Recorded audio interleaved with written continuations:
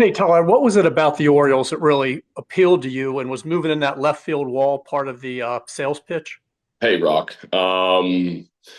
Yes, absolutely. The first conversations that Scott and Mike had together, the wall was definitely part of that conversation. I think it's good for, guys like me, obviously, and I'm looking forward to seeing what that looks like in person. But yeah, it was definitely a topic. Next question is from Jake Rill with MLB.com. Hey Tyler, just how important was it for you to sign with a team that is competing for a World Series title and has a good young core? I mean, what all appealed to you just about when you saw the Orioles on paper? Hi, Jake. Yeah, I was very excited that Baltimore was interested in me. Playing in the AL East throughout the year, obviously they were a tough opponent all year. They can hit, they got really good starters. The bullpen's locked down. So for me to be able to join that and try and do what I can on my side to help that roster out, I'm really excited for that. There's a lot of potential with this young core of guys that they have. Winning 91 ball games last year. Hopefully, we can add to that this year. I'm very excited to see where it goes. Next question is from Andy Koska with the Baltimore Banner. Hey Tyler, welcome. I'm curious, when you were in those discussions with Mike and with Scott, obviously, what kind of role was pitched to you in terms of play breakdown? Obviously, you hit incredibly well against lefties, but you have had a kind of everyday role in your past career. I mean, is that kind of what you expect in Baltimore? Or what was kind of pitched? Hi, Andy. Yeah, no, obviously, they want me to be part of the everyday lineup, and I'm looking forward to being able to contribute in that regard. I understand last year I had some splits that were a little more drastic than in years before. Um, but honestly, part of that was playing at Fenway Park and just being in that home ballpark and really trying to tailor my approach to the left field wall. They wanted me to open up to the pull side and kind of had to play out front a little more, which left me less room for error. And it worked out. It worked out well for sure, but it definitely caused some streakiness. So to be able to play in a more symmetrical ballpark like Camden Yards, I'm really excited to be able to exploit right center more and use the whole field and then see what I can post on top of that. All right. I just want to thank Scott Boras for joining us as well. Media, if you guys have a question for Scott, feel free again to enter your name in the chat and we'll just pop through to both Tyler and Scott. And with that being said, we will move on to Rich Dubroff with BaltimoreBaseball.com.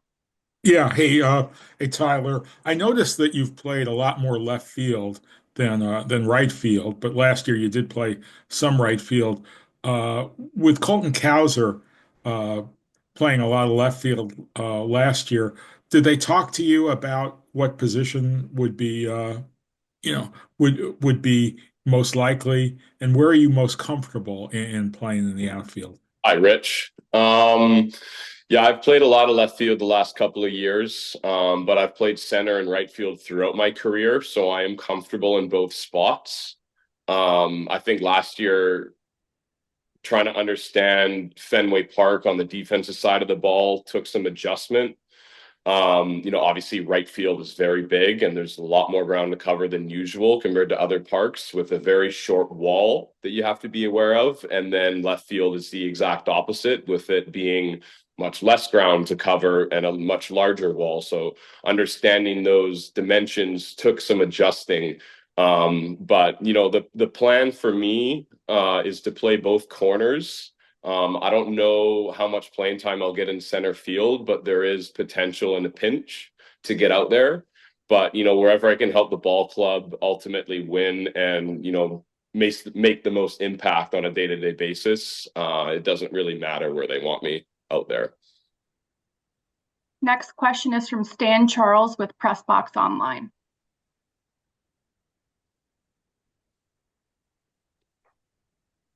Stan, I think you're on mute still.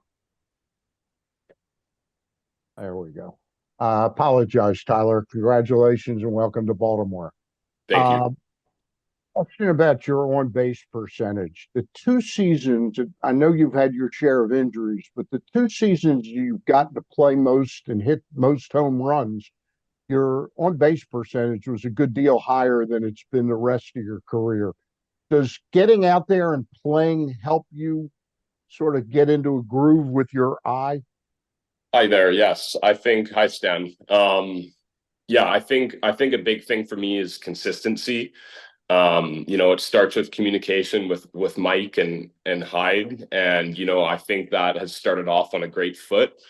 Just understanding where I'm at. For me to be able to take it to the next level with my training program and make sure my body's in a really good spot physically, let me stay more consistent last year and being able to get in the groove in the batter's box. And that's what it's all about. Being able to get in those rhythms and stay with the ebbs and flows of the season. I think my best representations of that are 2021 and 2024. Unfortunately, 2 and 3, I've been dealt with an injury bug, but I've done what I can in the training side to make sure that I can be as consistent as possible and feel as good as I can on a day-to-day basis. And I think I'm in a really good spot there. So I have confidence in my body again to be able to go out and produce on an everyday basis. Next question is from Nick Testoni with WBAL Radio. Hey, Tyler, just how was your experience first time entering free agency in your career? Hi, Nick. It was good. It was good. It's stressful and exciting at the same time. I didn't know what to expect. Thankfully, Baltimore wanted to make me a priority this year, and they were very interested in the early going. Mike and Scott were able to figure out the numbers from there, and we could come to a contract. But I'm really looking forward to being able to play in a winning organization. These guys have a lot of talent and a good chance to go deep into the postseason. So I'm really excited to be able to contribute. Next question is from Matt Wayrich with the Baltimore Sun. Tyler, welcome to Baltimore. Just was wondering, why was it so important to you to have the opt-out in this contract as you kind of look to your 30s and setting yourself up for, a long career? Hi, Matt.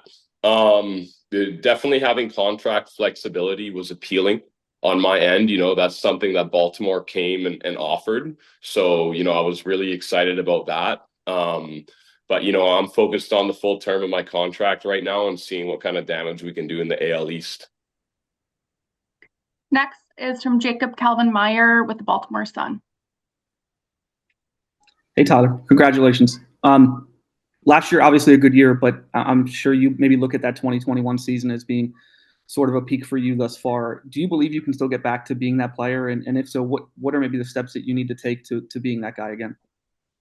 Hi, Jacob. That's a good question. And yeah, I do feel like that I really broke out in that 21 season. I was healthy for the most that I was in my career. And, just kind of got pulled back a little bit the next 2 years. But last year I showed that I'm still that player. I still got pop in my bat. I still got speed. I can still play defense and make plays on that side of the ball. The biggest thing for me is my training program and staying on top of my strength and conditioning, just understanding that I'm in a really good spot with that physically right now. It's a very balanced program and it keeps me feeling healthy. My small muscle groups are healthy. I'm moving well. I got good range of motion. Mobility program's in a good spot. So being able to trust that lets me think less about those sorts of things and being able to focus more on competing. Next is Stan for Scott. Dan, you might be on mute again. I'm getting old. I'm sorry about that, Scott.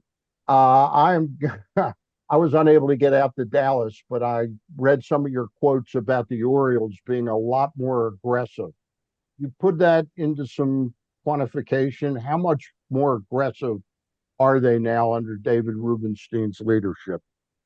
Yeah, it was awesome to see the Rubenstein group come in last year and purchase the Orioles. You can tell he's a Baltimore native. You can tell that he wants the team to win.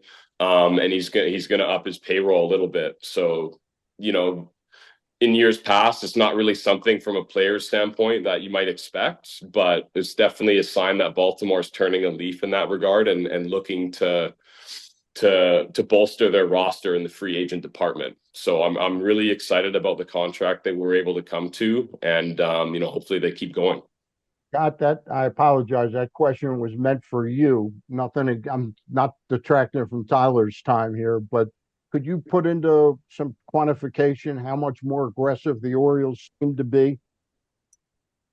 Well, you certainly know a veteran player when he knows exactly what I would say. Good job, Tyler, no doubt. And Stan, I can see from behind you. I'm going to have to catch up on my reading. You're a lot more well read than I am. I'll tell you. Yes, obviously, organizations reach, stepwise goals, and I think Mike Elias's platform when he came there was one to build under a direction of an ownership that allowed him to do what he could do. It's very clear from the conversations that we've had with the new ownership that they are there to retain the players that they have drafted and brought through the system and enjoying their success, and also attract the needed potentials that they have to allow them to compete in the very difficult AL East and really have the necessary components that rewards the existing group that they have. And Tyler's addition is, ownership is really even go to the architectural attractions to try to recruit players, and which they've done. And I think that their overall nature of the franchise for their fan base is one that is very, very different than it was before. Next question is from Rich Dubroff. Hey, Scott, I know you talked about it last Wednesday in Dallas, but do you still think that there's a legitimate chance that Corbin Burnes is an Oriole in 2025 and beyond?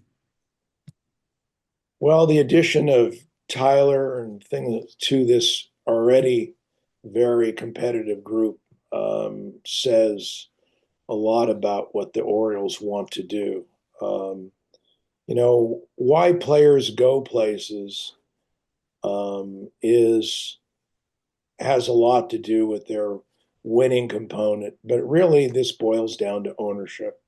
They're really about, because when you have competitiveness in a market, ownership has to respond and to compete with fellow owners about these elite talents.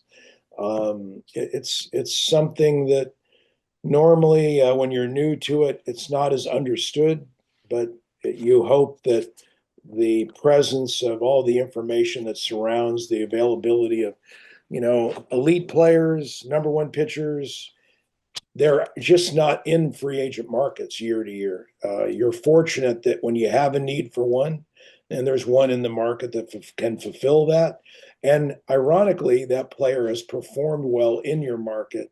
And also, ironically, the player has given you in the postseason exactly what you'd expect from a number one. So all those unknowns that are coupled with free agency are known to Baltimore, which gives them more of an insight, and I would assume an aggression to continue to make this team more and more of what it needs to be at a world championship level. Next question is from Matt Weyrich. Hey, Tyler, I can tell from how you're talking about muscle groups and things like that, you attack your preparation and training, from a lot of different ways. You're obviously the son of a bodybuilder. How have you kind of changed your off-season program, your training throughout the year to try and stay healthy? Obviously, these injuries, you've had a lot of them very different, maybe not connected to one specific thing. Yeah, I think the structure is very balanced with what I do. I think I don't neglect small muscle groups that I might have in the past to kind of rush into getting heavy lifts in. because it's my background and that's my MO, and that's always been my thing, right? Just being a power hitter and lifting heavy and stuff. So I've just had to modify things a little bit, and also making sure that I'm giving my body the time to recover, the time that it needs to heal, and make sure that it's in a good spot to be able to execute those full workout in the program. So I really like where it's at right now. Reminder to media to put your name in the chat if you have any final questions. And the next one is from Nick Testoni. Hey, Tyler, do you have any pre-existing relationships with anybody in the Orioles organization, or are you just kind of coming in with kind of cold? Yeah, no, I don't know any of those guys on the personal level. Only seeing them, on the field from playing against each other. But obviously a ton of respect for everyone in that clubhouse. They got a really good thing going on right now.